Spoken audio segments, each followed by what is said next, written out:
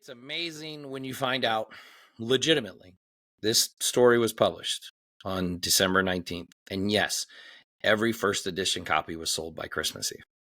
Yeah. Because of all these people, the critics and whatnot were like, and the way it re-inspired people to celebrate Christmas and what Christmas means, right? Like ultimately, yes, Christmas is a religious holiday. Mm-hmm. Christmas is also a very commercial holiday nowadays, right?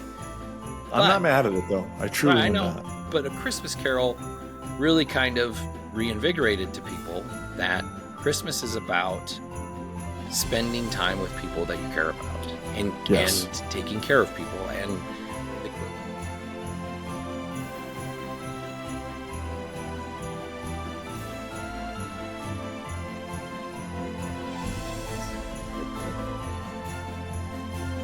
Welcome back to the Movie Dads podcast. We're your hosts. I'm Howie. I'm Kyle. Once again, it's Christmas Kyle. Little shout out to the boy today. A little Merry Christmas to me. I'm all Anthony Smith. He's got a fight tomorrow, so I thought it was a perfect time to wear the shirt. Yeah. That's good. That's a good holiday shirt to have.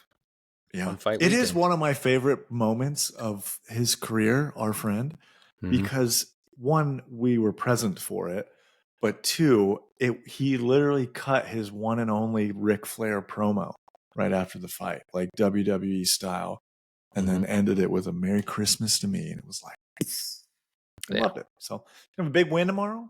Excited? Christmas fight time.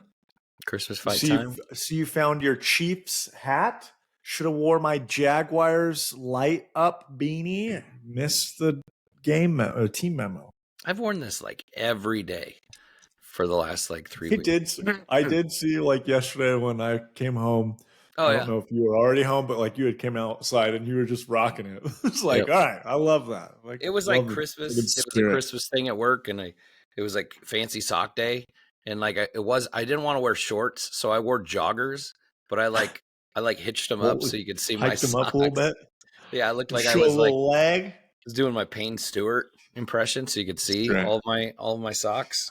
That's awesome. Yeah, but it is episode number 30 of the Movie Dads podcast. 30. Woo! Another. I can't believe you haven't seen it. For me again, the 2017 underrated Christmas classic. Yes. The man who invented Christmas. Let's fucking go. So I hadn't even heard of this movie till Kyle told me about it. Never heard of it. Didn't know it existed. Didn't you? You had somebody at work you were talking to. Dude, literally, it's one of my workers who is in a state down in Texas. She called me and was like, we were talking to work stuff. And randomly, we got on talking about Christmas movies because I'm like, it's Christmas spirit. Like, what do you guys do for your Christmas traditions? Blah, blah, blah. And we're talking about movies. We get on who is the definitive Scrooge of all Scrooge movies? We clearly both landed on Michael Caine from A Muppet's Christmas Carol. But then she randomly was like, actually, I saw this movie this week, my husband and I, and she's like in her 50s, maybe even 60s. She's like, we watched this movie. It was about Charles Dickens, like, coming up with A Christmas Carol, and like he's coming up with the characters, and I was like, are you talking about the man who invented Christmas? And she's like, yeah, the man who invented Christmas. So like my mind exploded because nobody knows about this movie other than, at least in my life, other than the people that I have said, you need to watch this movie, and all of them love it. But it was just it was like perfect because that was the same day that we were planning on watching the movie too. So I was like, I'm literally watching that movie for a podcast. Right. And it is one of my favorites. So I just thought that was really funny. Yeah. No, that's excellent. So this movie came out in 2017. We'll talk more about it here in a few minutes when we get to the segment. But yeah, it was a very limited theatrical release in the United States, only about 500 theaters. Obviously low budget. It was a Irish-Canadian production. Partially financed by, I think it was BBC, which makes sense, obviously. I'm glad you said that because I did have that thought earlier this afternoon of like, when I was kind of rewatching it just to see some reminder parts. And in my head, I was like, God, I never really like noticed like this is really like the quality is really good. Like it's a very well done movie. It doesn't feel like a straight to DVD movie. Right. Yeah. And that was my thought, was like, did this come out in theaters? I wonder if it came out in theaters. Yeah. So it was Bleecker Street was who released it in the United States. It was produced by a couple of production companies I've never heard of. I mean, yeah, it kind of has that like low budget. It wasn't made to be a mainstream widespread release, right? For sure. So it does have that. It does have that like not straight, like you said, not straight to video feel, but it has a like, yes, this is not something with a gigantic budget. Like that's clear, but it is very well done. So we'll talk more about that in in a little bit. But yeah, episode 30. Boy, 30 episodes. That's crazy to think about.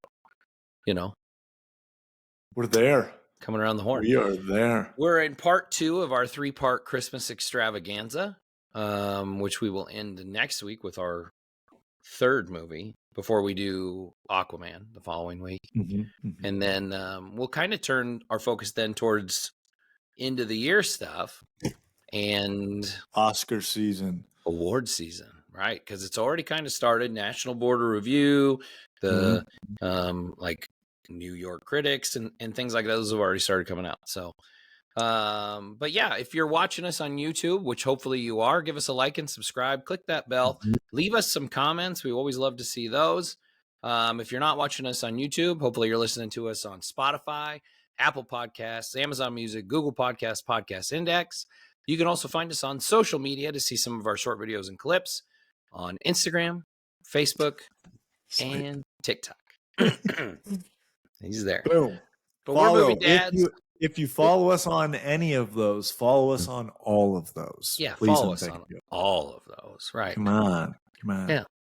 So we're movie dads. We've got movie kids. Boy, another not a whole lot going on this week again. Our world's really been revolved around Reagan and her wrestling. Her last meet tomorrow. It's the all-conference tournament. It starts at 8:30 a.m. on a Saturday, which I'm super excited about.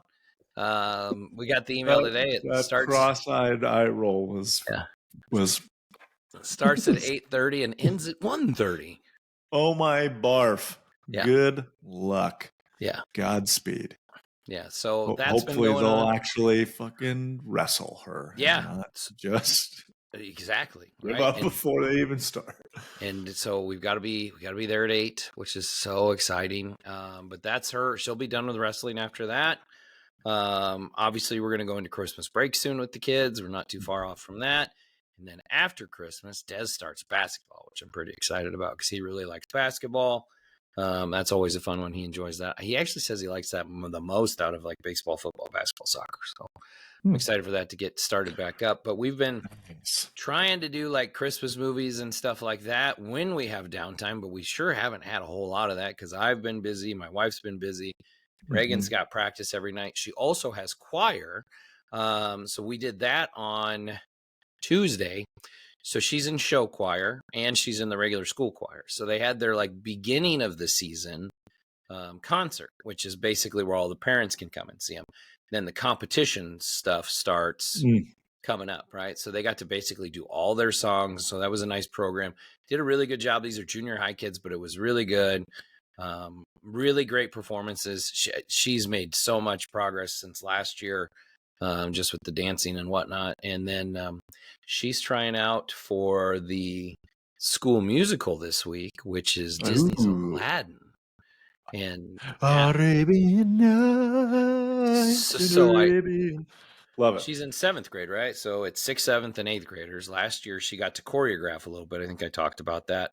But this year she's trying out she wants to be the genie. Oh, nice. So that's the part to get. Of the lamp. It's great. Yeah. So I'm pretty excited for that. Yeah. That'll be good. Outstanding. Yeah. That is cool. Love that. Mm-hmm. Also, it didn't mean to like make it sound like wrestling is lame or that kids sports is lame. That wasn't my point. I more was just saying like that's gonna be a fucking long day. Yes. Oh no. But for me, same kind of. It was just a normal week, right? Like it's busy. Yeah. Everyone's busy. My wife is a dance teacher, so she was at dance for most of the nights of this week.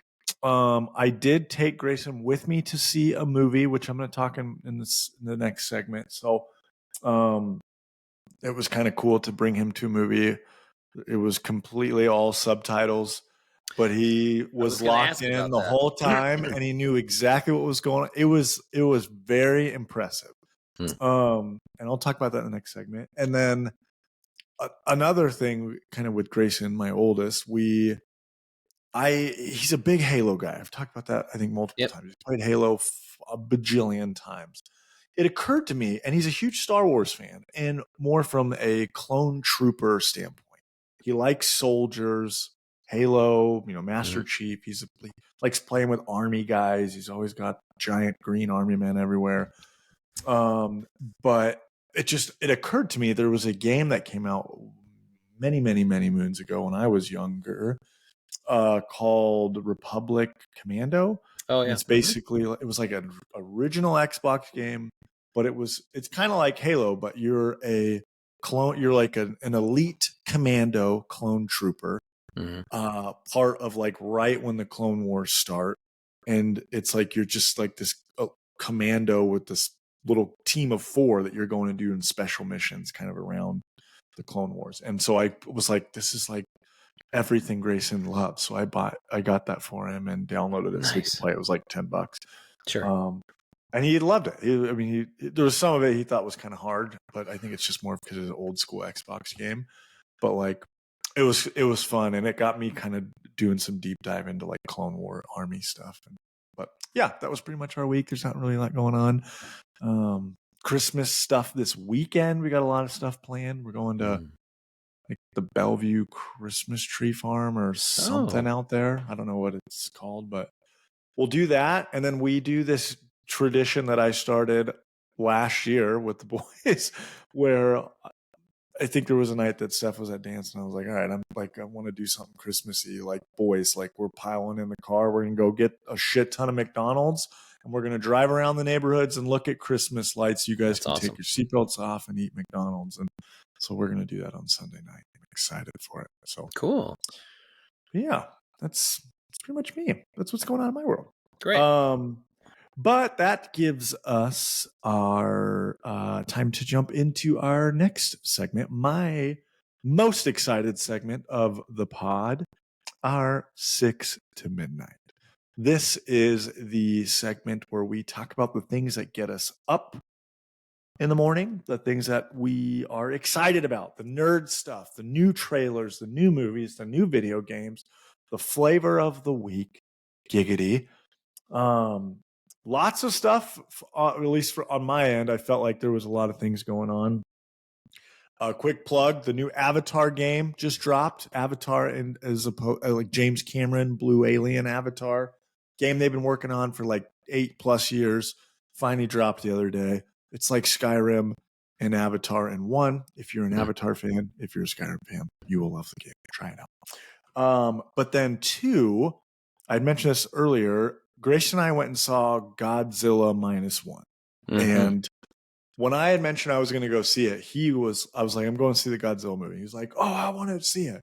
Because he likes the American franchise Godzilla movies with Kong and everything. And I told him, like, that's not what this is. It's just totally different. They don't speak English at all. Like, you don't know what's going on. I showed him the trailer and he was like, I want to go. I was like, all right, Doc, you can roll with me.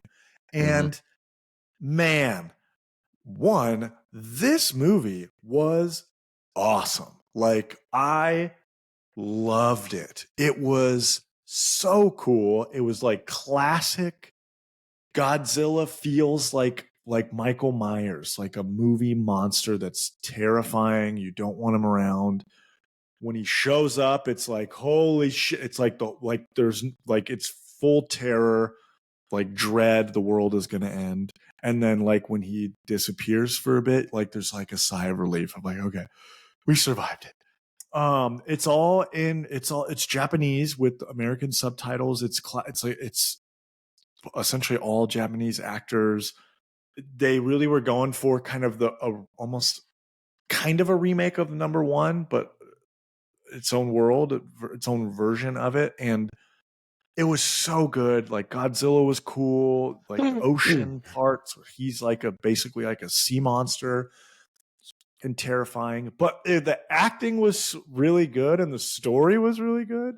I was blown away with how like emotional and like well done from start to finish the story is. Like tear jerking. Grayson, like I said, he didn't know what was going on in terms of what they were saying, but he knew he like was following everything that was going on in each scene, who characters were, whose daughters were who had died, who didn't. And like there's a twist part at the end that like he was really sad and I could see him kind of tearing up toward at the end of the movie. And then there was a twist that I just kind of looked over and he legit was like like got shocked and got super psyched, and it was just great. It's awesome. I'm going to say this, and I was texting you about it. Like, yeah, I think this might be almost as good as Oppenheimer, but since then, this might be my number one movie of the year. Right now, it's overtaken Oppenheimer. It truly has. I enjoyed it that much, and I want to see it more than I want to re-see Oppenheimer. So I haven't seen this yet. But I've tried to see it like 2 times, and it just hasn't worked out for me because of my schedule. Because it's not a wide release. It's not like I can just say like, oh, it's playing at any time, I can go see it. Yeah. It's like I have to make sure that the times line up because it's not playing like every hour like a big release is. Yes, and yes, that's I had to see it at a weird time too. part of the It issue. also, it's doing so well. I just saw a post that they've expanded the theaters that they're playing it at. Right. Also, I sent you. There was like literally I was talking about like it's almost as good as Oppenheimer or like right there with it. And then there was a viral kind of post that was talking about like Oppenheimer and Godzilla are like tied for like best rated movies for the year right now on IMDb. Yeah. And here's the other deal that it occurred to me earlier today. One is Oppenheimer is the prequel to Godzilla -1. That is absolutely correct. Because Godzilla was born from the atomic bomb. Yes, exactly. And this movie time frame is set literally like right post or at the finish and then immediately after of World War II. Like you're following a kamikaze bomber pilot through the movie. Like, yeah, it's good. I've seen so many things about this movie, right? I was excited to see it after you were talking about it before it came out, right? And then I saw the trailer and I was like, man, that does look really good. I want to go see it. I like old Godzilla guy in a puppet suit, Like yes. I grew up with those, right? Like one of the first toys I ever had was like a real Japanese like Godzilla. Like this, me and the too. arms moved and the tail moved, and it was awesome. I loved Godzilla as a kid too because I had a toy. Because I had a random Godzilla toy, big Godzilla toy. And it was obviously Japanese Godzilla because we didn't have an American Godzilla back then, right? Like that was it was before the Matthew Broderick movie. But I liked that movie. I liked that movie. It's for another day. But like I've seen so many positive like reactions to it, like podcasts or video reactions where people were like, I'm not kidding you when I say like these people are, like this is the best movie I've seen this year. And now you're saying it, right? Like, yeah, it might be. So it makes me more excited because I want to see it because it's obviously needs to be seen. And it makes you wonder with a movie like this, like when it comes to award season. Yeah, I don't think what's going to happen. I was thinking about that as I was like, you know what? I think this is taken over as number one for me this year. I just don't. It's kind of like the superhero movies. I just can't see the Academy making the choice to have that as maybe throwing it in there as like we'll throw it a bone. Best foreign language film. Yeah, actually, that's probably what they'll end up doing. But like, because they like they like their list of weird like I movies know, that only snobs are going to see. right? So, but it truly does deserve to be at least in the conversation. I will say that confidently. Well, I hopefully by the next time we record, I will have an opinion on the matter, and I will have been able to see it. Love that. Yeah, if I Um, have time when you go, I will absolutely go and see that yes, again. I will absolutely let you know. Obviously, this weekend's kind of booked up, but yeah, we'll see if Yeah. I can sneak a evening in coming up. I glad you had a movie review and kind of had some long discussion on it because I don't have a whole lot to talk about this week. So just a couple things. One, we've got Dune 2 obviously coming out Mhm. in March, right? Now, um, when this was conceptualized, right, it was to be a two-part movie, right? Like the first Dune Mhm. book, we're going to do two parts. And now, um, it sounds like they're working on a part three. Like the script's Mhm. almost done. I'm sure like when this was designed, most of the actors thought we're doing a two-part movie, right? Like this is part one, part Mhm. two, we're telling a whole story. But obviously with the Dune books, there are Yeah. several books, right? There's a lot of lore there.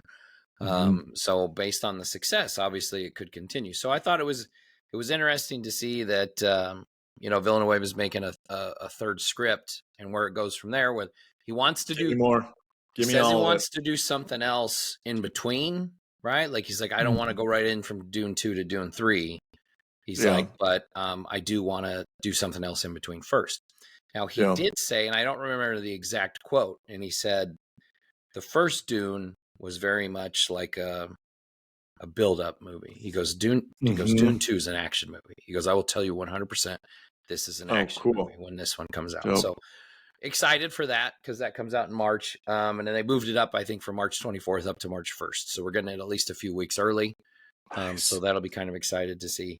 And then the only Dune other, 1 did really Dune 1 did really feel like it almost felt like when it ended, I was Mm, like, wait, like the movie just built up like it was just yes, starting and now it's over.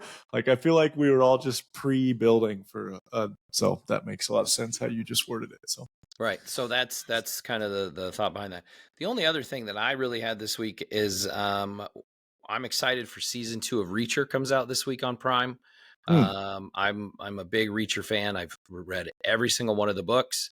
And I was a huge fan of the first season of the show. I think I talked you into watching it. You Um, did, and I it's binged it in one night. Yeah, and this one's not coming all out in the one night because I binged it in like one night too. And this one's actually, I think it's like 4 episodes, and then they're gonna stagger them out after that. But that's coming out this week. I think next Dude, there's Friday, and then they've already announced that they've started filming season 3. So I'm oh dope. excited for that too. And then they're actually doing Prime's doing a special. You can see episodes part 1 and 2 in select theaters free for Prime subscribers. So Oh, we have 2 theaters in Omaha that are actually participating in that, which I was kind of surprised by. it's cool. I don't think I'm gonna do that, but that's kind of something you don't get to see, especially when it's free. Yeah, All you yeah, got to do is yeah. sign up and then you get the tickets. So kind of a That's cool deal. But cool. I didn't but know I that. really That's like the pretty first dope. season. Second season comes out December 15th, so that's next week, Yeah. later this That's week, and Reacher was such a like a just a refreshing, quick, fun season. If you yes. like most, I feel like everyone that I know in my life is really into like murder Hmm. mystery documentary type stuff. Not that it's a Hmm. documentary, but like Right. it's a full season of like a whodunit mystery and he's pulling strings and like it was a lot of fun and I like It's that actor a lot. all the yeah, Alan Richardson. All the books are like that too. They all kind of have a very similar feel to them, and it's basically like I want to say it's like he's solving a mystery. The Mm. difference is that he beats the shit out of people to get the answers, right? Yeah, Like he does. He does. that's kind of how he does, right? But And um, he's correct, like book accurate reacher. He's like 9 feet yeah, tall and like 400 pounds of muscle. So yeah. So it's not the Tom Cruise version of Jack Reacher. Yeah, It's or he's a tiny old guy. It's the book accurate version where Tom Cruise is surrounded by 5 dudes and you're like, there's no way he's going to beat those guys up, right? And Yes. this guy, Alan Richson, surrounded by 5 dudes, you're like, he's going to whoop their ass because he's gigantic. Thad Castle. You're like, oh, fuck, Thad's going to fuck you up. He's a big dude. So, but that's what this week. I forgot to mention just real quickly, because I think this was something I had said many episodes ago about something I was excited for. The animated Merry Little Batman movie dropped on Amazon Prime today. It's awesome, hilarious, really different animation. It is not like the classic DC like superhero movie cartoons that have been coming out. It is very different. It's got a Ren and Stimpy vibe. Dude, that's actually a great, not as like wild, and none of this makes sense. So the animation style, right? Like the oddness of it. Yes, it feels like it's a kid movie, but it also feels like it's an adult movie. Like some of the animated characters just look creepy as hell, how they designed them. And I don't know if you ever saw, but like a couple of years ago, there was like a viral like death metal music video that came out, but it was like Batman cartoon animated. And there was 2 different ones. I can't remember the names of it, but it was super wild, like Batman in these cartoons, but the animation almost feels directly ripped from those like music videos. So anyways, if you don't know about it, then disregard what I just said, but it's a good movie. It's out now. You can go watch it. It's, for me, I said to you, like, I started watching it and then immediately stopped and was like, I got to get my boys to watch this because this is actually pretty funny so far. Yeah. And then they sat and watched the whole thing and they loved it. And now I know this is going to be a new Christmas movie for me every year. It's basically about Batman and his son Damian, and on Christmas Eve. So it's on Prime, right? That's on Prime. It is on Amazon Prime. So nice. And then other quick shout out. You had mentioned that you wanted to play Baldur's Gate 3. Game of the Year RPG that dropped that nobody knew about was coming out, and then all of a sudden it dropped on PC, and it blew everyone away. It just, Howie was talking about, like, does that come out on Xbox or the console? When does that come out? Right. He checks it and came out today. Right. Yeah, we're literally talking, and the Game Awards were last night. And Kyle's obviously the bigger gamer than I am. That's very evident by what we talk about on this podcast. Guilty. But there are certain games where I'm like, yeah, I would like to play that. I would really like to get into it, And it's up my alley, right? Like I like RPGs. It's my kind of sword and sorcery. That's my kind of jam. Yeah. I never played any of the other Baldur's Gate, but I'm not a PC gamer. You're not a PC gamer. We're console gamers. This is what it is. Whatever. Nothing against PC gamers, just not what we ever got into. My fingers just don't work well enough to be able to do them. That's why. There you go. Nintendo thumb.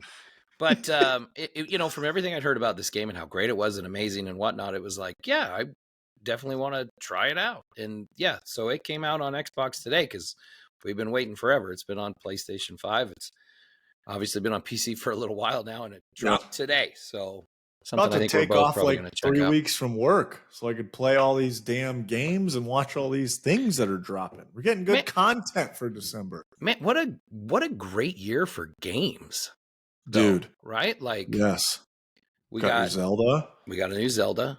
We got a new Mario platform game. Mario Wonder, right? Like, we got a Diablo. Have you played that? No, well, somebody's getting it for Christmas. Nice. Good thing that they don't watch this pod. Right. Got a new Diablo game came out this year. It seemed like it had some problems, but we got that. You got Starfield came out this year, which you've been waiting on forever. We got a new Final Fantasy this year, which I haven't played yet, but probably will. So yeah, what a great year for games. Yeah, we got to tell everyone to stop freaking planning things and inviting people places, and so we can stay inside and fucking do the nerd stuff. Damn it. Damn kids. Yeah, damn fucking kids. Have to supervise. Anyways, we're the longest 6 to midnight of our lives. I don't know. We've had some long ones, but anyway, that takes us into our I can't believe you haven't seen it, or You need to see this movie. Yes. The 2017 little known Christmas classic, The Man Who Invented Christmas. So, basic premise, let me get my notes out here. It's a 2017 Christmas biographical comedy drama. Mm-hmm. That's pretty much sums it up, right? So like we were talking about at the beginning of the episode, this was an Irish-Canadian production. Was not American involved. Most of the actors are obviously British or Irish. And it basically tells the story of how Charles Dickens wrote A Christmas Carol. Now, one of the things that I wondered from the beginning is like, why is this called The Man Who Invented Christmas? Because it's like, I don't, like when I think of Christmas, the first thing I don't think of is A Christmas Carol, right? Mm-hmm. Mm-hmm. So they kind of, and I didn't know this. I didn't realize that like in the Victorian era in England and London, Christmas wasn't like what it is now. Like just a random day. Christmas trees weren't around. It like was one of those things where it wasn't as celebrated as it is now. It wasn't this extravagant holiday that everybody like decorates for you know, a month or weeks. There's, you know, all the music and everything and whatnot. And so basically it tells the story about how he wrote the A Christmas Carol, Charles Dickens, and then how it basically like jump started Christmas for the entire, you know, English speaking world, right? Yeah. And what it became. He basically he's at this point he has written Oliver Twist. So he's world famous for this book, but he's at a point now where he's like hit a roadblock and like doesn't really know what he's doing. He's trying to find his next thing. He's released a couple of duds. Yeah, and he I don't want to say he's a swindler, but I get kind of a vibe he's a little bit of like he is conning people into thinking things are great when he's like, all right, I need to get something going now, or like I'm going to lose everything.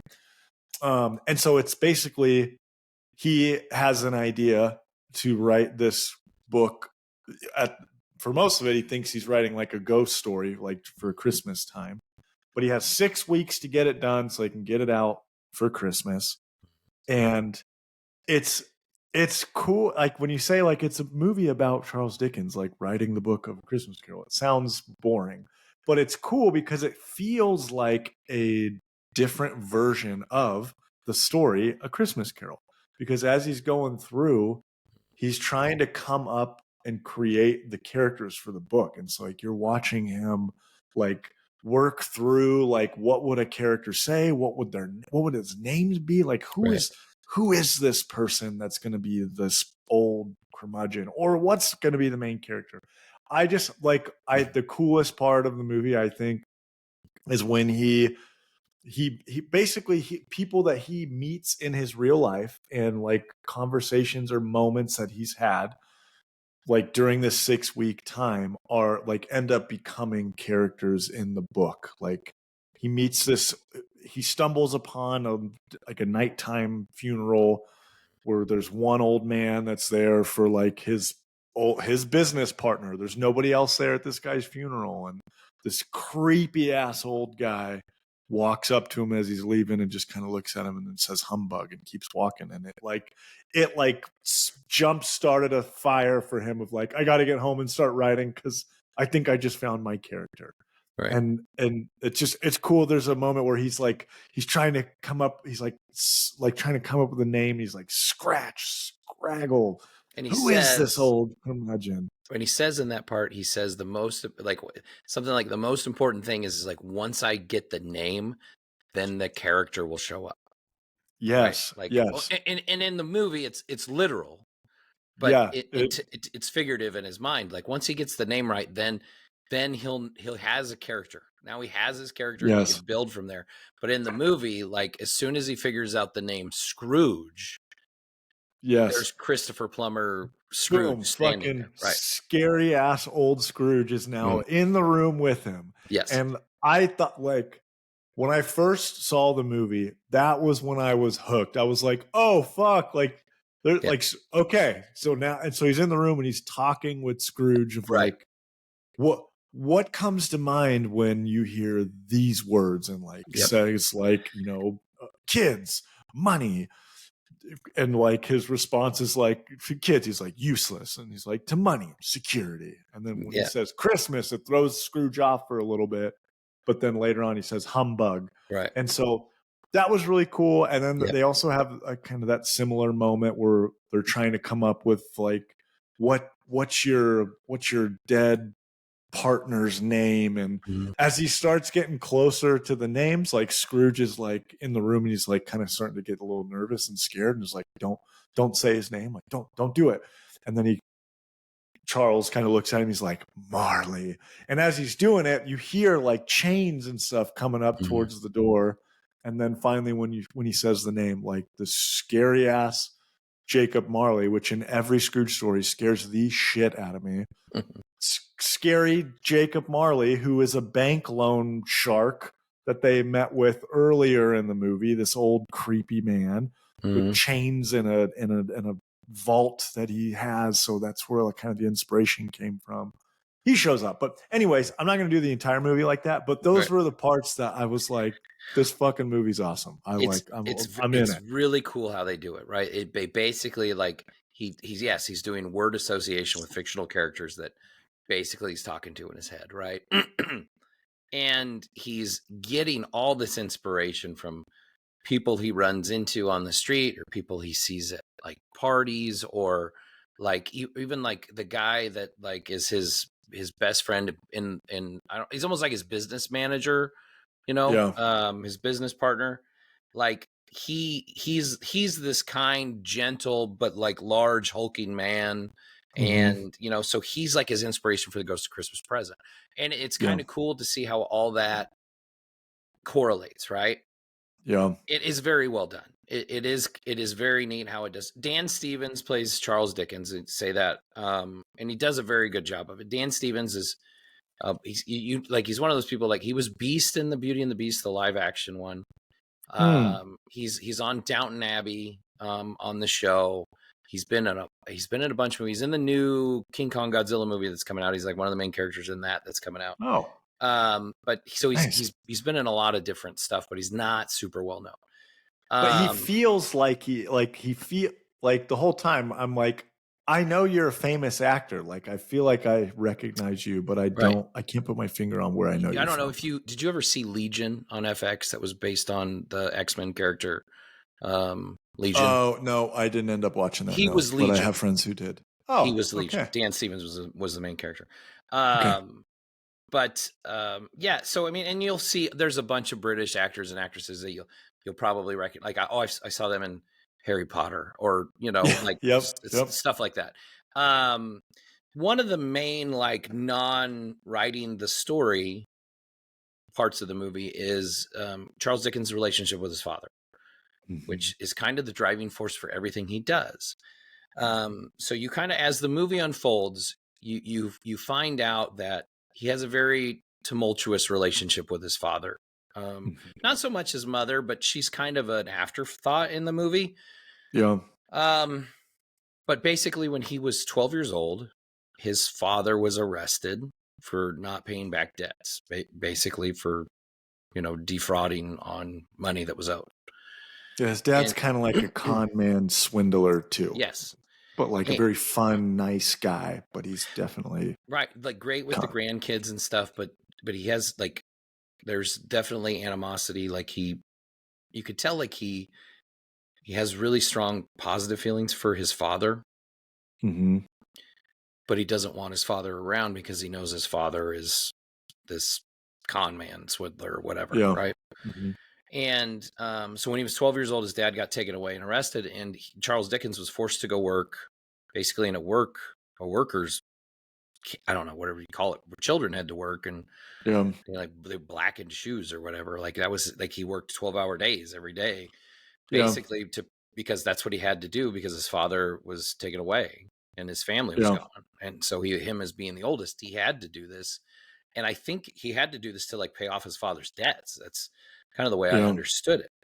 So that's where this kind of comes from. And obviously his dad comes back into his life, and you find out like Charles had bought his dad a house away from him, paid him an allowance to stay away because he didn't want him around. But he comes back anyway. He needs more money. He's conning this. He's selling autographs of his son's name, right? Yeah. Like he's taking stuff out of the garbage and selling it. And they have this big blow up where he basically tells me he doesn't ever want to see him again. But you could tell he loves his family, right? He loves his grandkids. Like there's all that. There's all this. And it kind of where the story, they kind of overlap, right? You kind of get this feeling like Charles Dickens is Scrooge in a way. Yes. Yep. He's a very kind-hearted man. Like you can tell he loves his family. He gets very engrossed when he's writing, right? Like everything else is an afterthought. Okay, which I get that, right? Like I think authors are kind of that way sometimes. Yeah. But he kind of carries this burden where he can't forgive his father, right? Like he carries this anger and resentment, but he carries it around and he passes it on to everybody. He treats his wife kind of poorly sometimes because of it. He lashes out against the people that work in his house, all these things. And it all kind of comes down to he needs to get to that moment, that Christmas morning where he realizes I still have time. I need to forgive and I need to make this right. Right. Yeah. Yeah. So I really liked that part of the movie. Yeah. Where it kind of worked together and you kind of found out more about what, Charles Dickens went through versus while he's writing this story. How much I of thought that that was cool. Yeah. I don't know how much is true. Right. But I thought the same thing of like, it's cool because he's writing this book and he's coming up with these characters and they're super quirky and interesting. But a lot of the stuff of like who Scrooge is, and not necessarily he's a penny pinching, angry curmudgeon, but like that he has like some, like there's something that happened to him when he was young, which was the same with Scrooge, that has completely shifted how he acts and treats people. And I thought it was cool because and that's why I say it kind of feels like this movie is a version of The Christmas Carol, is because the same things that as he's coming up with the moments in the book is stuff that's happening similar in his life, or like where he's having same moments of levity or like coming to fruition of like, oh, and like the moment where Scrooge hits that point where he's like, all right, I'm sorry, I want to have Christmas spirit in my heart, is when Charles Dickens like has his moment where he's like, because they go to like the boot blacking building that they at some point earlier in the movie they see it, him and his friend, and it's very clearly that building has like scarred him in some way. He doesn't really lead on to why.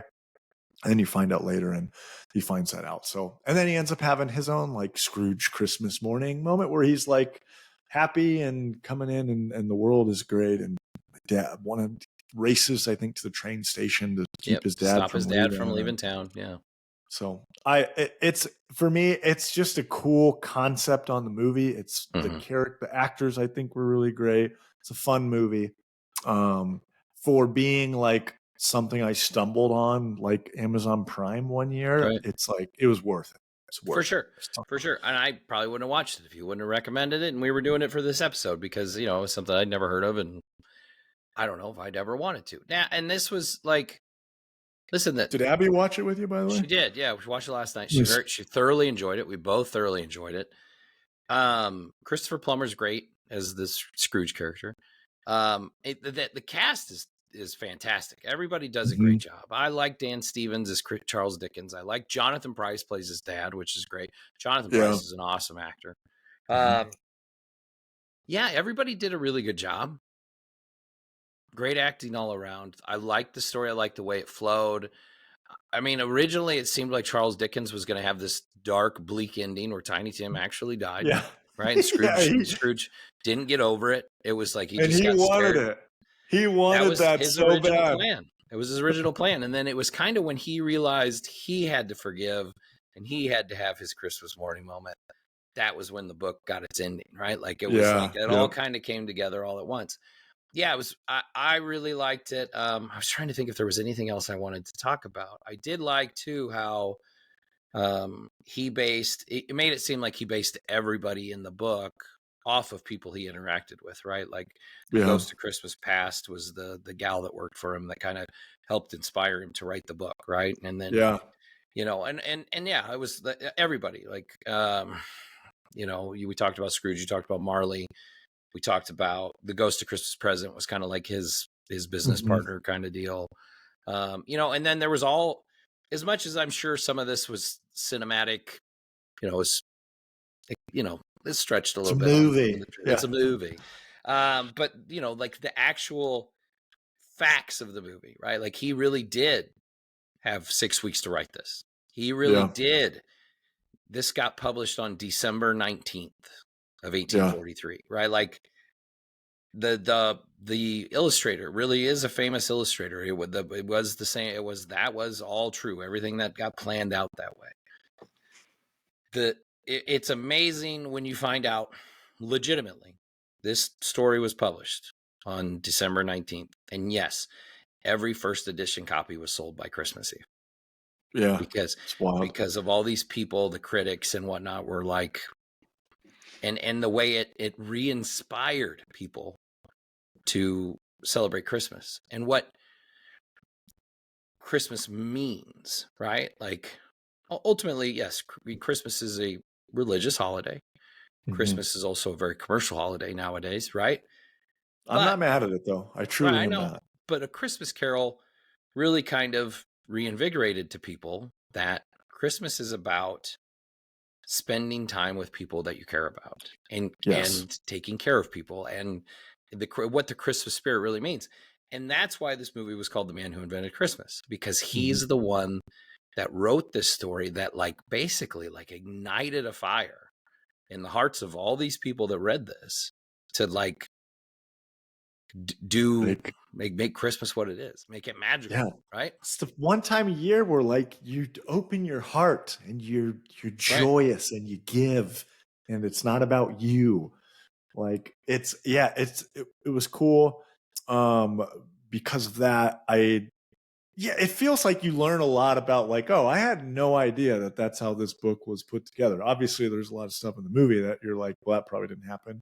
But just in general, how it was this book written in 6 Mhm. weeks that ended up that it's one of the best selling books of all time. Like Well, it's you don't sit there and think though that like that Christmas wasn't always like this, because in my yeah, lifetime, in your lifetime, Christmas always has been like this, like it is now, yeah. right? Hmm. But 200 years ago or 180 years ago, whatever it was, it wasn't. And Yeah. this is a moment, a specific moment in time that contributed to the Christmas that we know today. And I think that's And pretty awesome. yes, and to like probably the most well-known Christmas story. Like Sure. everybody knows the story of Scrooge. Like Well, how that many is different versions of it are there's there? a million of them. There So, are. which I think is also cool because everyone knows the story of Scrooge, whether it's Muppets or freaking Patrick Stewart's or freaking Bill Murray's. Like, there's so Right. many freaking Scrooges out there.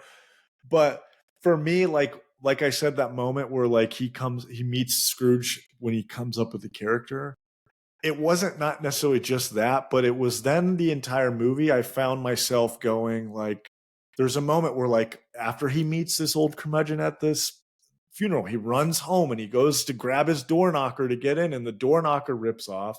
And so that was like kind of Mhm. a moment. And Mhm. then later when he's sitting at his desk writing, he's like he had the door knocker there. And like so throughout the movie, I found myself being like, ooh, that's the door knocker from You're doing the the Leo. part before he sees Marley. Yeah. Ooh, I know that. I know that. Like, and that happens just like little one-liners in conversations and like to, decrease the surplus population. I'm like, ooh, he's gonna steal that and put it in the book. Like, so it was fun. It was a fun, It interesting is. new take on it. It So, was anyways, I give it a 9 out of 10 for me for a Christmas movie. eight and a Totally. half. I mean, I'm right there. I'm right there with Let's you. go. 8.5. Let's I loved it. go. It's probably gonna come into my regular cycle of Christmas movies now. Love I it. thoroughly enjoyed it. I got a little misty too. I'm not gonna lie. It's the father son relationship really. Sometimes it hits you right in the feels. Somebody's cutting onions. Yeah. So you know what? Nothing gives me more joy. Well, probably a lot of things, but nothing quite like when I suggest a movie to you and you like the movie. That gives me joy because you're not yucking my yums. No. And I love it. So you haven't recommended many movies that I've been like, no, you know. Yeah, maybe Judge Dredd was the only one. Or no. Blade Runner. It was Blade Runner that you were like, all right, that was not good. This wasn't my jam. But this is great. This is perfect. This is a good movie. Let's jump into the next one, damn it. All right. That's it. That's the 2017 holiday classic, The Man Who Invented Christmas. Go see it. It's on Prime. Go watch it. Yeah, that brings us to my favorite segment. There can be only 5. Only 5. So we're back to normal top 5 list this week. No more is it a Christmas movie or isn't it? But I did try to think of something this week because I was really struggling finding movies for this for a list. So I was like, what could we do where we do that type of thing? But I couldn't think of anything. Right, so but we're full blown Christmas still, folks. Don't forget that. That's that's true. So there can be only 5 this week. Top 5 Christmas songs. And boy, is there a lot to pick from. There was a lot. Also, there was obviously our lists are always left up to interpretation by the writers. Yep. And there was a lot where I was like, okay, I like a song and I like it by multiple people. So are we talking about a specific song, no matter who sings it, or a version of a song? I did versions. Okay, love that. I did both, kind of. Okay, pretty much.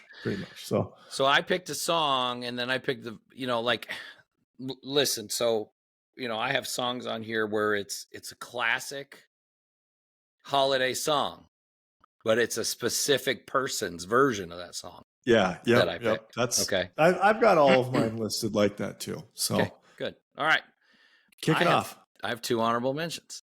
Same, love it. I had my first list had 11 songs on it, and I had easily could have been a top 15. Easily, piece of cake. Easily, yeah. So this was a hard list. Honorable mention: "Last Christmas" by Wham. Okay, listen, nice. It's like an 80s. It's an 80s. We all know it. George Michael, 80s poppy, the song. It's probably Wham's best song. But Last Christmas by Wham. Love it. Honorable mention, it's not in my top 5. Listen, I couldn't put it in my top 5 because there's songs I like better. I will listen to this. Kind of the way I did this too is if I'm listening to Christmas songs, sometimes there's some that come on and I'm like, different Christmas station, right? I'm not going to put up with all of them. This is one I will always listen to. It's probably our generation's damn it, I know what you're gonna say. And I should have done what you did. But I fell for the you put it on your list. I will get crucified if I don't put it on my list. So All I Want for Christmas Is You by Mariah Carey. Honorable mention. I had it on there. It kept sliding back. Yes. Okay. Look at we were on the same wavelength. I'm all over the place on this list too. You could tell I like all kinds of music right from the get-go. I love it. But that's honorable mention because I think it needs to be on the list, but it was just outside the top 5. Okay. And number 5, I have Christmas in Hollis by Run DMC. Oh, dope. That song rocks. The music and the beat are tremendous. Christmas song or not, that thing is iconic. I don't care what anybody says. Yeah. And then the movie we watched last before, week. Yeah, yes. You probably loved it. I know that part happened, and I was like, yes. I love it. That song is amazing. Awesome. So now I'm going to drop back like about 60 years. Run, Rudolph, Run by Chuck Berry at number 4. What a classic. Classic. Like the like Godfather rock, like Chuck Berry on the guitar. Just Run, Rudolph. Like Santa's got to make it to town. Like everybody knows that song. It's the one where it comes on the radio and you turn it up. Yes. Right? My freaking boys love it. Mm-hmm. They love it. All timer.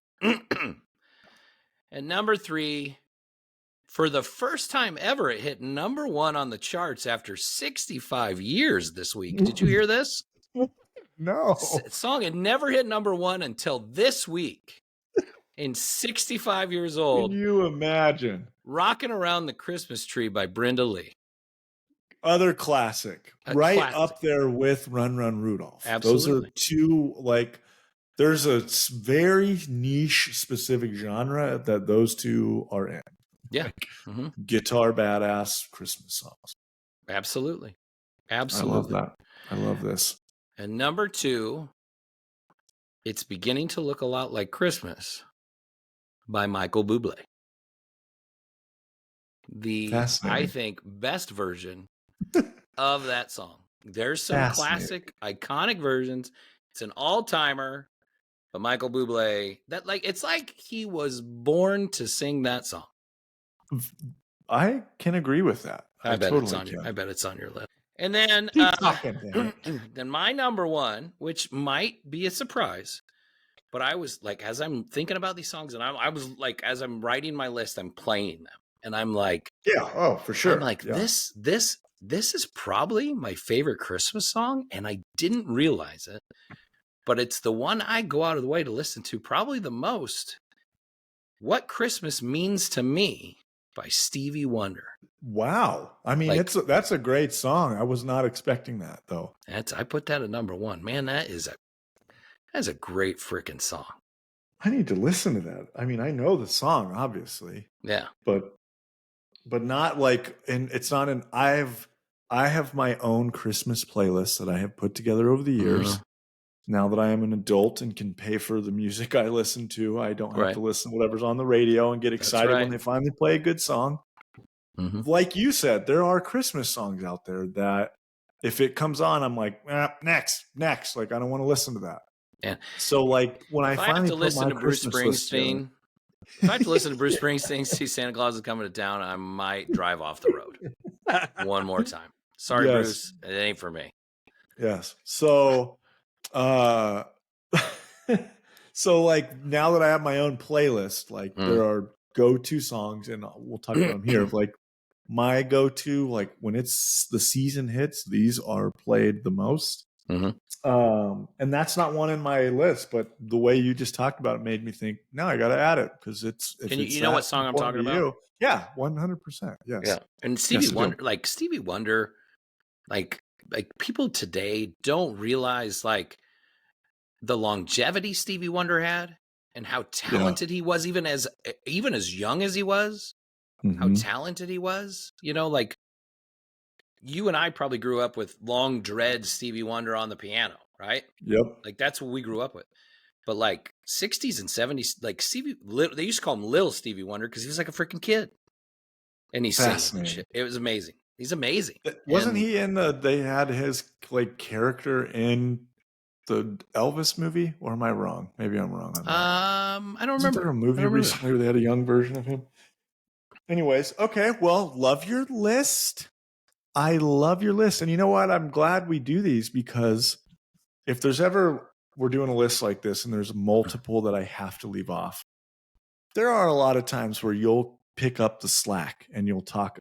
I'm like songs that I'm like, not songs, but movies or whatever we're talking about. Like this deserves to be talked about, even though it's not on my list. Fair. And oftentimes you will hit on it. So it's like, it's perfect. So I'm like, oh, thank God that got the love that it deserved. So good. I had 2 honorable mentions for my There Can Be Only 5 best Christmas songs ever. And honestly, if I did this list every single day, I would probably have a different list, with the exception of like my top 3 for sure. I will say you're onto something there, because I really think like Christmas music is based on the mood you're in. Mood, totally. 100%. Like, am I in like a rocking around the Christmas tree? Like, am I Yes. driving with the boys having fun? Or is it nighttime? Is it snowing? Am I a little sad? Do I want a little bit, like that all matters. So, my honorable mention, and let me say this before we start. Michael Bublé is the definitive Christmas album that when Christmas comes around, I know everyone wants to go to Mariah. I get it. She's great. But for me, Michael Bublé is the album. It's Christmas. Michael Bublé Christmas is playing the deluxe version.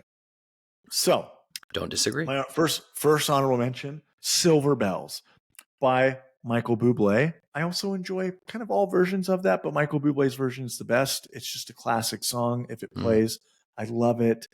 Here's the other thing that I've got my Christmas playlist, but I also have my Christmas piano playlist. Oh, like my work days, or when I was working downtown and driving into the office all the time, I love to throw some classy background Christmas piano music on. all right. Silver Bells is one of those. I love me the piano version of it too. There's something classy about working to some Christmas piano. Try it this week. As you're sipping a scotch. Yes, yeah. As I pray, there's snowing falling out. I usually will right before you fire somebody. Silver bells, you're fired. Get out. I like it. I usually like to put, because my like down in the bat cave down here, I can see my big TV screen. I will put like the 10-hour like fireplace. I'll usually pick like either a Christmas setting or fall setting or snowy setting, and I'll just have a crackling fireplace going in the background while I'm listening to my Christmas piano and working like a maniac. So that's how nerdy I am, folks. Anyways, okay, my second honorable mention, Silent Night. For whatever reason, when I was a kid, I just loved it. I always felt like that was the song that was like saying like it's Christmas Eve, we're all getting ready to go to bed, and tomorrow is presents time. So love me that. Let's jump into the list. Number 5, I already talked about how I was peer pressured into putting this into my 5. By yourself. Not by anybody but myself, but I felt like the 4 people that watched this list, 3 of them would slay me if I didn't. Slay, SLIEGH me, if I didn't. EI, whatever. EI. Anyways, if I didn't put this on the list, because I feel like most people, like you said, this generation, this is usually the very first Christmas song that plays. Every radio station in the country, the second that it like the clock ticks into Christmas season, this is probably what they play. All I Want for Christmas Is You by Mariah Carey. It is a classic. I thought that it has been like the most played Christmas song like of all time or something like that. I think at some point every single year it hits number 1 on the charts. Like every year. I think at some point it hits number 1. Yeah. And it's been joked about for probably the last 10 years of like, all right, it's November, it's Thanksgiving, my Mariah Carey is thawing. Yep. Like, and this year she did like a video release of her like in like ice, like thawing out. Right. So I thought that was kind of a cool touch. Nice job, Mariah. Okay. Number 4. This is a classic of all classics. The Christmas Song by Nat King Cole. This song, chestnuts roasting on an open fire. It was on my 10 song list. It's so good. It's so good. I will say the Nat King Cole version obviously is the GOAT. Yes. But there is a piano version of that song that it is number 1 on my Christmas piano list. That's the first song I play. Number 3, this song, If It Ever Snows, I don't care what time of year it is, if it's October, if it's April, whatever, if it snows or it's Christmas season or the clock has hit midnight, it is now the day after Halloween, my very first Christmas song that has to play It's beginning to look a lot like Christmas by Michael Bublé. Number 3. It is the definitive. All right, folks, it's Christmas season, and the Bublé is on. That's how this works. So people get Snapchats of me if it ever snows out. I put that song on, and then I snap the snow and I send it to them, and they get to hear it. It's beginning to look like Christmas. Number 2. This has probably been like just my lifetime. This has always been my favorite song. I don't know why I just gravitate towards it. It's like cool. It's got like a real gritty vibe to it. Multiple versions. I love all versions, but Carol of the Bells is like that. There's just something to that that it scratches an itch in my brain that like this is fucking awesome. The best version is from Home Alone. The Home Alone version, where it's like the kid choir. Yep. It's like late at night. I know exactly like what you're talking about. Cold midnight, like that. It's epic. I would say is the perfect way to say it. And then my second favorite version of that is the Trans-Siberian Orchestra version, where it's fucking just crushes it with that electric guitar and synthesized piano. Carol of the Bells. There's a couple other good ones of it. The Piano Guys do a great one of it. Pentatonics does a great one of it. But yeah, and we all can play that what's the word I'm looking for? That little hymn, rhythm, rhyme, little on the piano, that like 3. Yeah, I guess it's kind of you do with the knuckles. And anyways, number 1, this song, you will not probably even know this song, but this song I stumbled upon years ago when it dropped. It's not that old, but this is the song that like I play this song 400,000 times more than any other Christmas songs every year because it feels like Christmas. It captures like just that everything is great. It's called That's Christmas to Me by Pentatonics. It is like just the opening of it, it's so fucking good. I don't know if you've listened to a lot of Pentatonics Christmas, but they've got really good stuff. Never? Oh, no. Dude. Can't do it. Oh, man. Can't stand it. Hate it. Okay. So I will say, throw it out. I will say some of their version of Carol of the Bells is kind of weird. Like they fancy it up that they doesn't need that. Carol of the Bells needs to be very basic and singular, and they throw they Aguilera the shit out of it with all that stuff. But this song, That's Christmas to Me, I'm telling you, Howie, if you just listen to it one time, just listen to the first 30 seconds of it. Okay. That's Christmas to Me. Like the opening line, it feels like I want to sit by the Christmas tree. All the presents have been wrapped and are there. The fireplace is going. I'm sitting with my wife. I'm drinking some like hot apple cider and just enjoying life. I will listen to this song because I don't know it. I probably have heard it, but I don't know it. Maybe. But it's not really on the radio often. Loathe Pentatonics. Just putting that out there. They have some really weird versions of songs, but they do have some like O Come Emmanuel is really good that they do. But That's Christmas to Me is the definitive Christmas song. When my kids, I'm like, we can put on Christmas music. Like it's the first thing they want to listen to. So, and there's a good sad piano version of it too. Just throwing it out there. Okay. All right. Top 5. Way different lists. You dig it. I love yours. We had one. Yeah. Michael Bublé, The Boobs. Yeah. The Boobs. That makes sense. Is a classic. Now, like the Christmas song, Nat King Cole was like, it was on the list. It was off. It was on. It was one of those maybe if I was in a different mood when I wrote my list. Yeah. I love Carol of the Bells. Like as when it comes to like old songs, it's definitely like when you think about the traditional Christmas songs like Silent Night, Away in a Manger, Drummer Boy, like Carol of the Bells. That's probably my favorite when it comes to those. I'm with you there. 100%. I think I like it because I I correlate Christmas in my childhood with the movies of like the Santa Claus with Tim Allen, and it's in that movie or like really early on at the beginning, and it really sets the Christmas tone. And same with Home Alone, it does the same thing. So, all right, next, my only 5 Santa Claus movies or top movies with Santa Claus in it. So this wasn't necessarily like the best version of a Santa Claus, or at least that's not how I did my list. Right.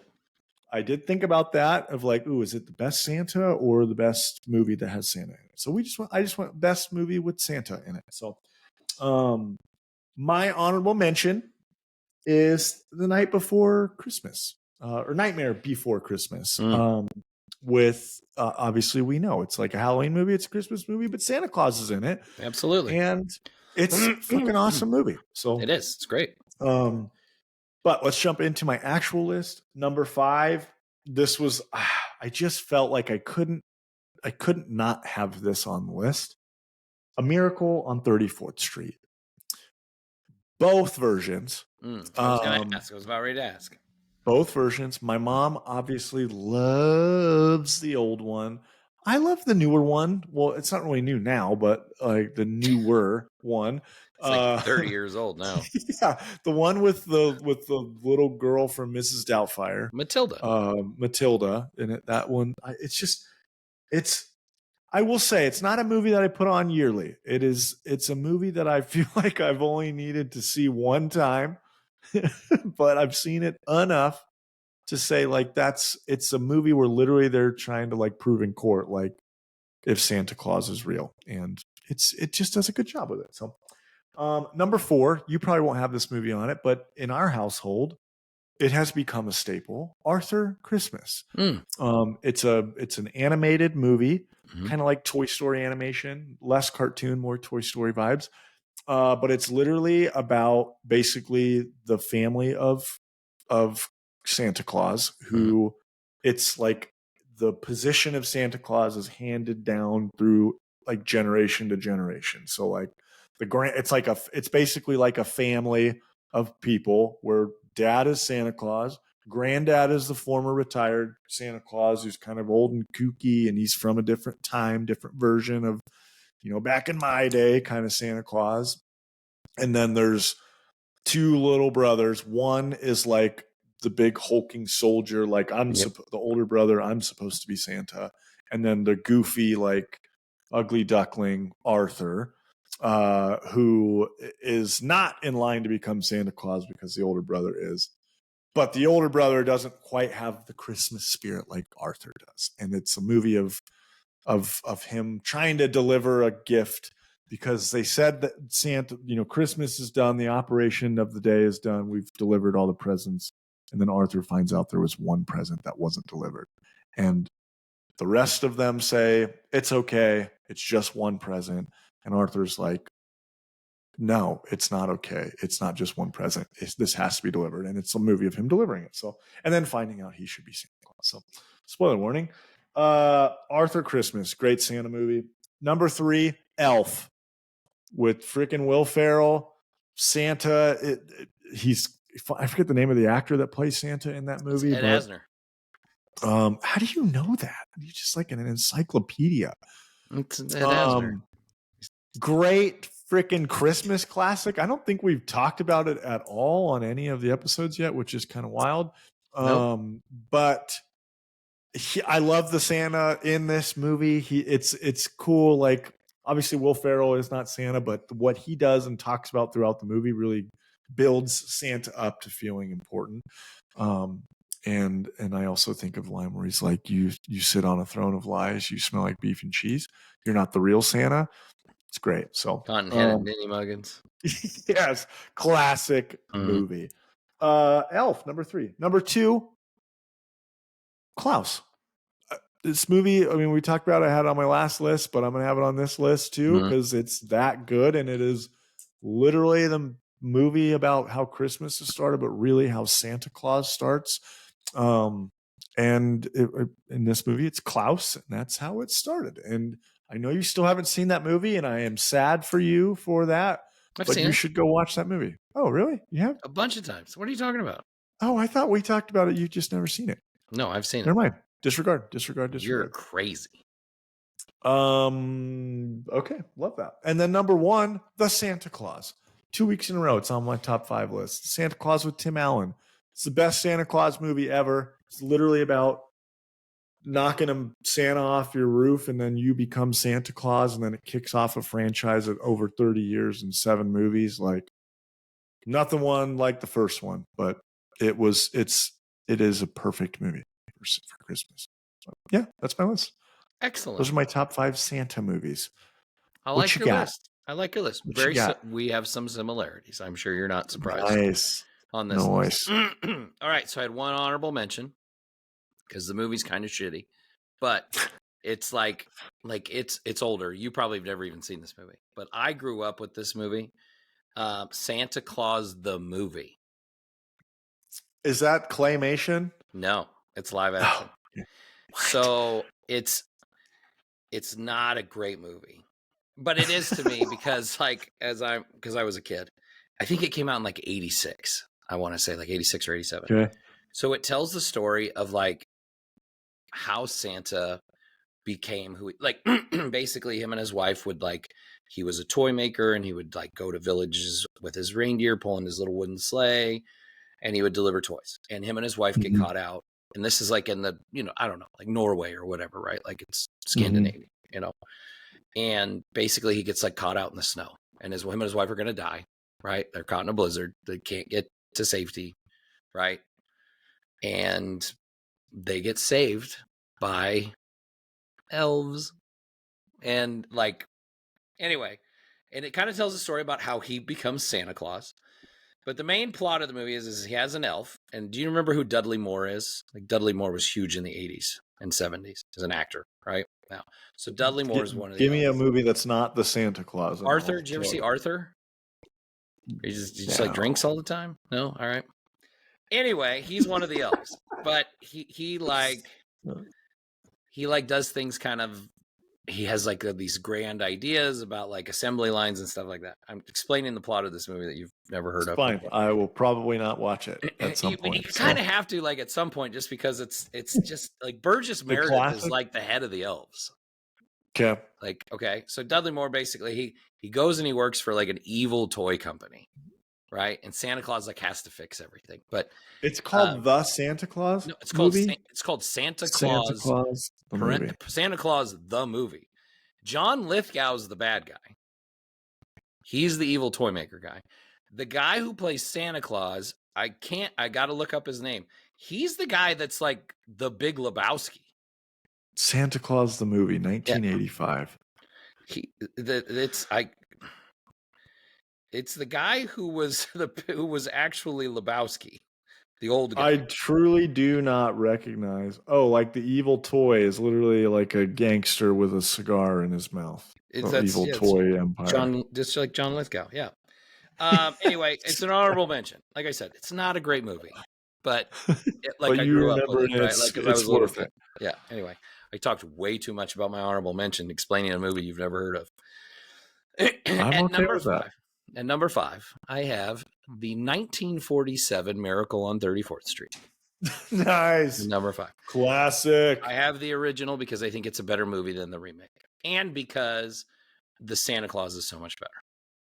Oh yeah, I actually would agree. Santa is much better. That's why I put that one on there. Would you rather the black and white version or the colorized version of the original? Black and white, probably, because that was how it was made to be. That's I'm old like that. So the original. Of course you would. Did you know that movie was nominated for Best Picture at the Oscars? Did not know that. No, I did not know that. Did you know that Santa Claus won for Best Supporting Actor? I also did not know that. Fascinating. Right. That's what this podcast is about. That's the info we need. Yeah. So that's outstanding. What I had. At number 4, I had The Christmas Chronicles, which is nice. Two movies that are on Netflix. The first one's I think is there a third one now? I don't know if they're making a third one or not. It's not out yet, but I like the first one a lot better than the second one. I think they're both good. I think Kurt Russell is an awesome, like, hip Santa. Like, he's rock and roll kind of Santa Claus. I like that. I like that. Yeah, Kurt Russell's, he plays it pretty well because he's, let's he's cool. It's Kurt Russell, right? Yeah. Isn't Goldie Hawn is Mrs. Claus, Claus, right? Like right? she shows up at the end of the first one, and then she's in the entire second one. But I thought that's pretty neat deal. But I like those movies; they're pretty good. I like the first one too. I haven't seen the second one, but and when Goldie showed up at the end, I was like, "Oh, nice, nice, good it's job." Cool movie. And number 3, I have the Santa Claus with Tim Allen. All right, number let's 3. go. Great movie. I loved it when I was younger. It's a great movie. Tim Allen plays that role really well. It's a lot of fun. You know, like you talked about that last week and stuff. So it's a really good movie. And number 2, I had The Nightmare Before Christmas. There it is. It's a great movie. We talked about it last week. We talked about it this week. You've already talked about it. Santa Claus in that movie is pretty good too. Jack Santa's good. You got 2 Santa Clauses in that movie, right? Yep. So, but that's a good movie. And then at number 1, I had Klaus. Let's go. Which you didn't think I'd ever seen. Nice. Listen, I love that.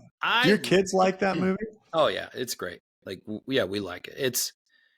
I'll watch that movie by myself because I think it's so good. J.K. Simmons is Santa, is the voice of Santa in that movie, which is perfection, right? Like, he's great. You talked about it last week. The animation styles, amazing. Yeah, give me pictures of Spider-Man. It's great. The animation's fantastic. I like this is the story of how Santa became Santa and all that, but it's like Santa Claus, but it's not, right? Yeah. But it's pretty cool. But it's a great movie. If you haven't seen it, definitely recommend Santa Claus the movie from 1985. I'm actually going to look up that. I watched it last year. I watched it last year for the first time in probably 20 years. I was wrapping presents and I was like, and it was like on Prime or something. I was like, I'm gonna watch this. Like, I remember this movie. And it's like, again, it's not good, but there was like things that were happening in the movie. And I'm like, oh my God, I completely forgot about that. And you know, and it's just one of those, like, you know, it's one of those movies that like you grew up watching. And so then it like has this spot in your memory where it's like, holy shit, like I remember that. Like, it brings back all these like old, you know, whatever. Like, yeah. It's love that. Again, I'm gonna put on What Christmas Means to Me, the music, and watch the Santa Claus the movie. Don't hold it against me if that movie's garbage. But almost also made me think of like the claymation, like Rudolph and like I think it's like old, Jack Frost or something. Oh yeah, God, what are those called? But those were like not Rodgers and Hammerstein's, but you know what I'm talking about. Like those are like the classics, like the oldies. When I was a kid, that was like, these are too old for me, but Santa I know Claus them. is coming to town, right? Like, or even the old Frosty cartoons, right? Like, yes.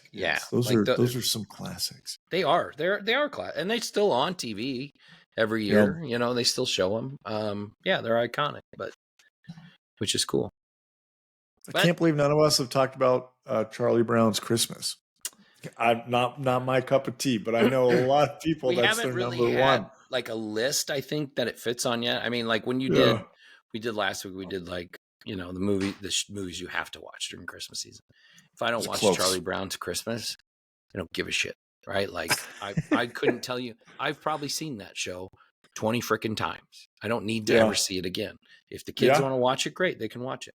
But things like that, Rudolph, you know, whatever, they all have iconic moments in them that get brought up during the Christmas season, right? Like every time you see a shitty looking Christmas tree, what do you call it?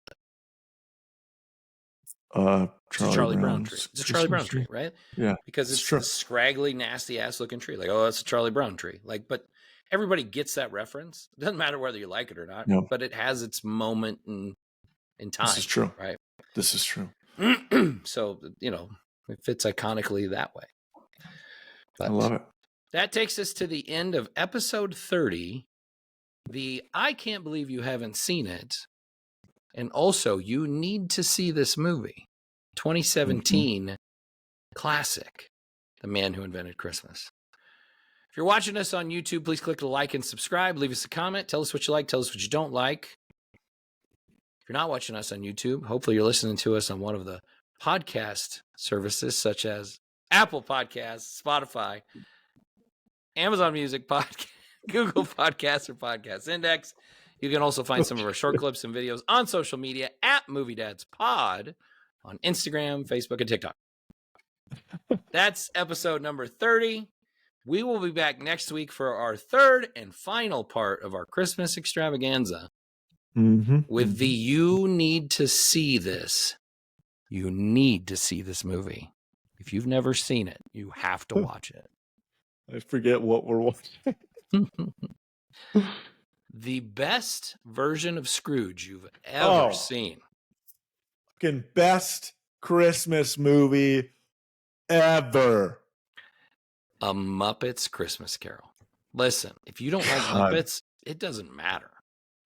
If you want to watch one of the greatest acting tour de force of all time, Michael Caine puts on a clinic for acting in this movie. Got to see it. He's a pretty damn good Ebenezer Scrooge. Anyway, that'll be episode 31. Next week, we'll be back. Thanks for listening. Thanks for watching. We appreciate it, everybody. Take care. Merry Christmas. Bye.